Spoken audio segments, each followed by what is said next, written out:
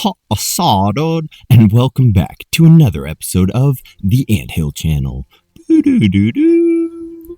On today's episode, we're going to be taking a look at my Camponotus fragilis queen and her small colony. This colony currently consists of about 12 workers and the queen, also a pretty healthy brood pile. Now, I caught this queen about 2 months ago here in Arizona. I have yet to name her or the colony, so if you have any suggestions, please place it down below. Now back to the queen.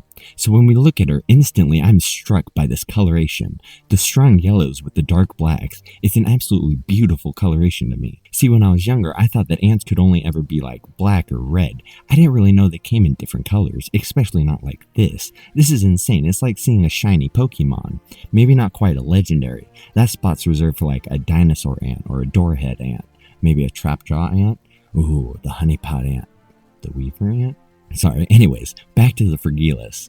Another thing that we can notice with this queen is the 3 little dots on top of her head, and these are called ocelli eyes. That's right, they're eyes. See, this queen has 5 eyes. You have the 2 on the side, which are called compound eyes, and they have multiple lenses in them. This helps to give vision, just like normal. Now, the ocelli eyes on top only have 1 lens in them, and with this lens they can actually see polarized light in the sky, helping them to navigate without the use of landmarks. This is actually just like the dung beetle, which during the day will use polarized light, and at night will use the stars in the Milky Way to navigate. I like that. It's cool. It's interesting. I'd like to hear more about that. Another interesting thing about the ocelli eyes, some ant species don't have any at all, whereas some ant species can have 1, or some ant species can have up to 3. And in the species that do have the ocelli eyes, it's normally only found in the elates of the colony, like the queens or the male elates. Whereas some species, it can even be found in the workers, like with the bull ant. And dude, I don't know about you, but that's pretty interesting.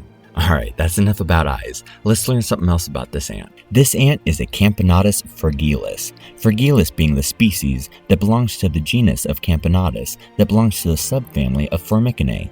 Now, Formicinae are pretty easy to identify as they only have 1 petile node separating their gaster from their thorax. As well, their gaster will be smooth with no constrictions between the segments.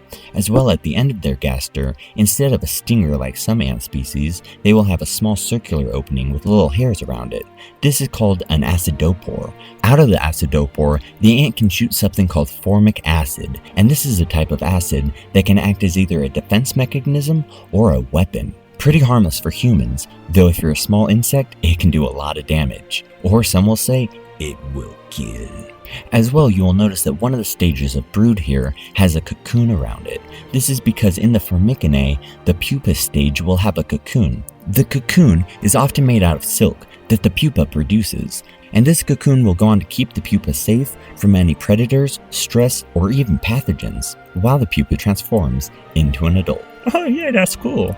Oh, and check this out. Do you see those little arms hanging down from the ant's mouth? Those are called the labial and the maxillary palp. They're actually a sensory organ for the ant, so basically the ant can touch and taste with those. And that's pretty cool. Oh, and check this out.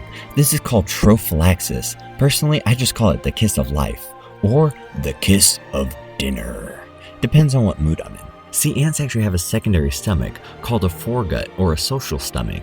They can use this to store food to bring back to the colony. They'll give it to ants like the queen. They can even feed it to larvae or other ants that care for the larvae, as they don't really have a chance to leave the nest.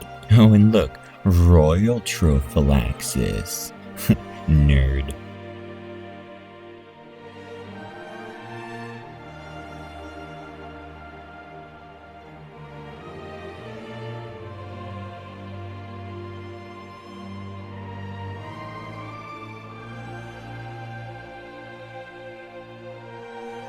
Alright, I dropped them a little bit of food. Let's see how they're acting.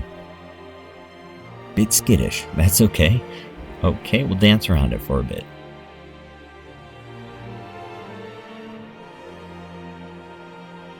Oh, and right here where it looks like she's kind of stinging her, that's her spraying her formic acid on her. Oh, I'm glad we got to see that. That's cool. But anyways, thanks for coming and checking out my fragilis with me. Remember, liking and subscribing is sold separately. And have a great day. Toodaloo. Tiny legs marching on, busy life from dusk till dawn. In the ground